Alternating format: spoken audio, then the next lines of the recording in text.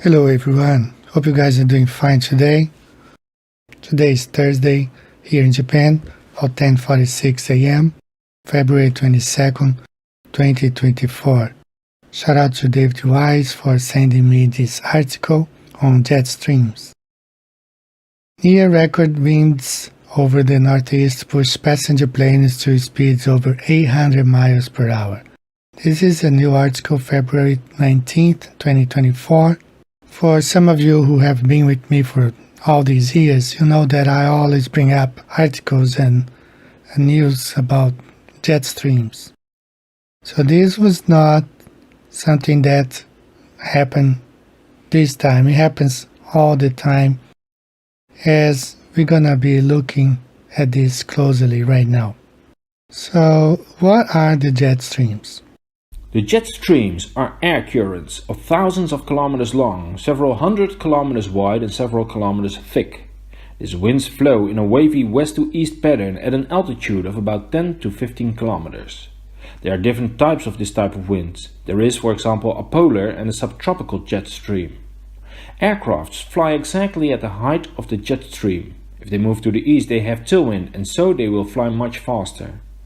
But we have this really cool phenomenon. If you like getting to your destination early when you're flying, something really cool happened with a recent transatlantic flight going from JFK to Heathrow.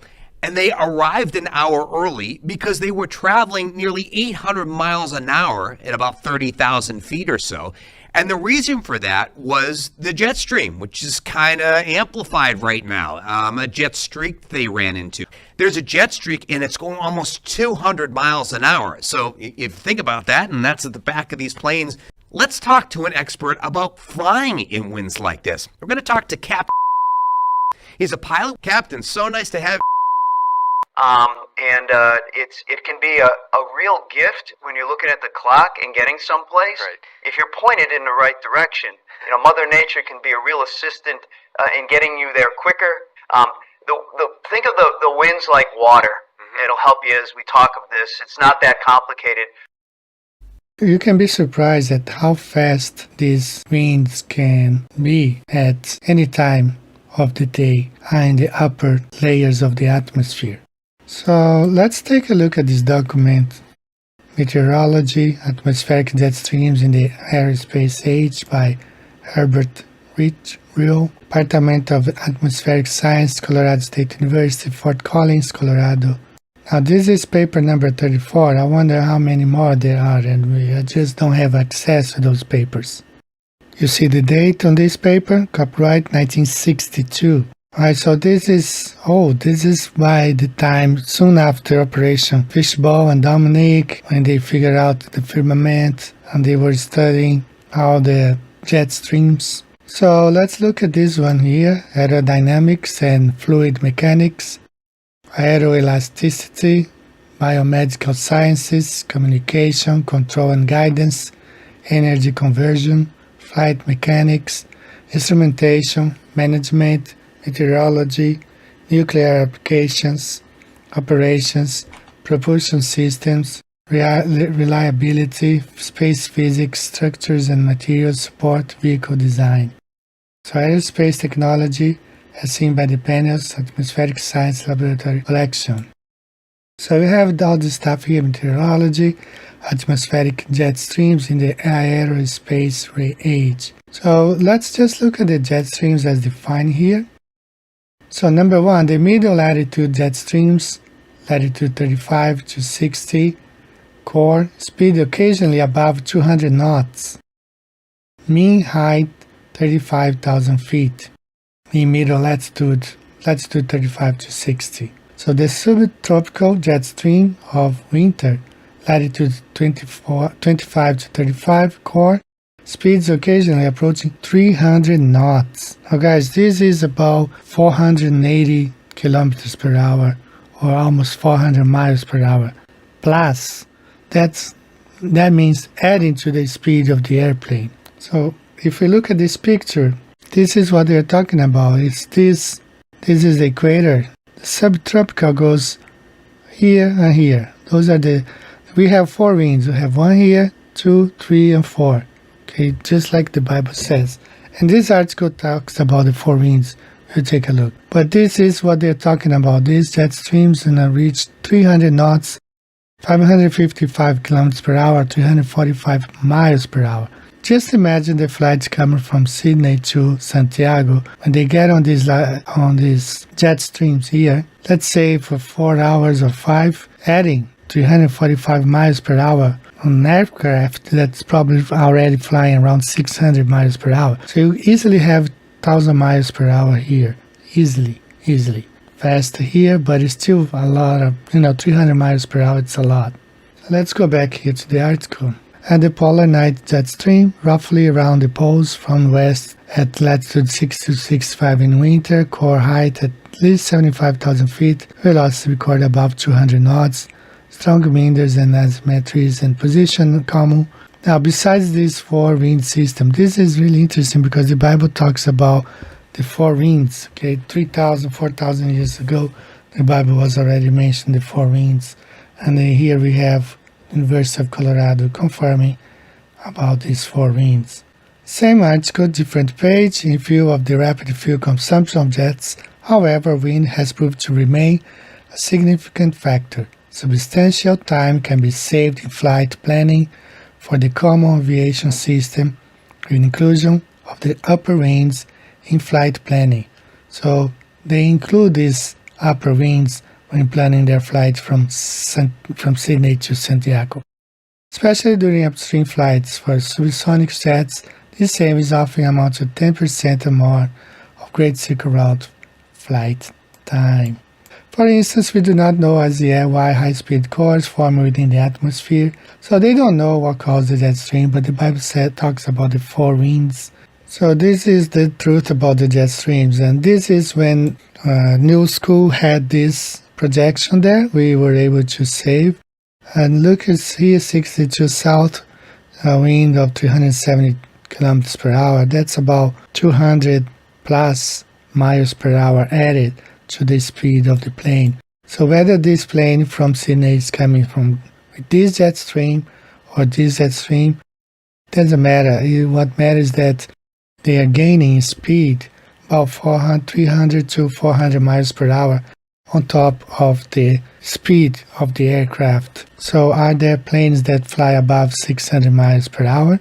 Yes, there are. Just look at the Air Force One. It flies at 666 miles per hour, not being helped by the jet stream. And I'm pretty sure that other airplanes are designed to fly faster. Quick look here at these two flights. This is a China Airlines flight from New York to Shanghai. They use a Boeing 777-300ER, which has a range of 13,649 kilometers, to fly a distance on the globe as 7,392 miles. At the same time, for the flight Sydney to Santiago, they use a way more powerful aircraft.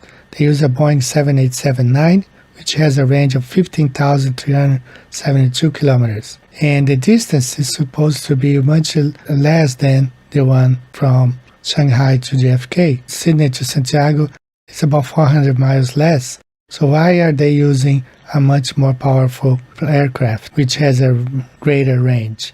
It's because the distance in the south is much greater. And we've been talking about this for several years. We've been talking that the distance here beyond the equator is much greater than we have on the globe. So that's why they use those 787-9 to fly Sydney to South Africa, and they also fly with the jet streams right here. Trade winds and jet streams, those are the names. From west to east, jet streams. From east to west are called trade winds. So they fly with the trade winds going from east to west.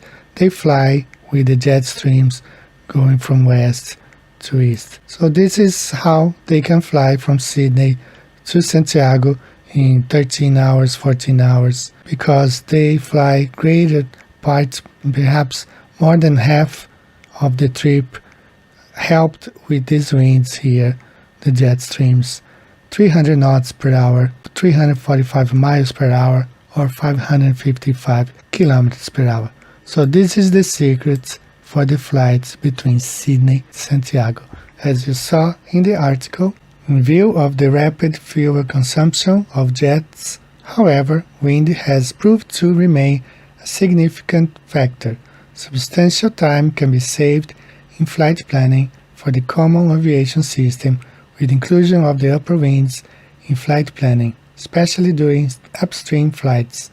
For subsonic jets, these savings often amount to 10% more of Great Circle Route flight time. It amounts to way more than 10%. So this is the secret on the flight Sydney to Santiago. The flight back always takes way longer. According to Captain Marcelo from Aerolíneas Argentinas, takes about 16 hours 45 minutes to fly back from Buenos Aires to Sydney. And Buenos Aires Sydney is the longest flight ever made for any airliner. The inbound flight, due to the winds, depends, arrives up to 16 hours and 45 minutes. Flight time, not block. Just when you take off until. So why does the flight back from South America to Australia takes almost 5 hours longer than the flight from Sydney to South America? It's because the flight from Sydney to South America is helped by a 250 knots per hour jet stream. If you add the speed of two aircraft at 550 miles per hour plus the speed of a jet stream of 300 miles per hour, that's close to 900 miles per hour. That doesn't make sense on the globe if the distance between the two places is only 7,000 miles. Flying for 13 hours at a speed of almost 900 miles per hour means that the distance between Sydney and South America is over 11,000 miles. That kills the globe right there. Alright guys, so this is the secret right here. The jet streams is the secret. They fly with the jet streams and they just don't tell us that they fly with the jet streams during those flights from Sydney to Santiago. That's all for today, guys. See you the next time. Bye-bye. Don't waste any more time. Visit the links above now and order my book 16 Emergency Landings Proving Flat Earth. Visit my online store now and order the new enhanced Gleason's Flat Earth map. This map used to be in every school and library in the nation before NASA was created in 1958, when the maps were ordered removed. Have your Gleason's map hanging on the wall in your house where no government can take it down. Here you see it hanging on a wall in the house of the late Charles K. Johnson. Here is a quote from the book 1984 by George Orwell. Every record has been destroyed or falsified, every book rewritten, every picture has been repainted.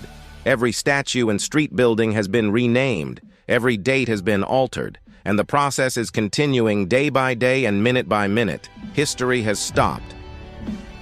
Order your map now.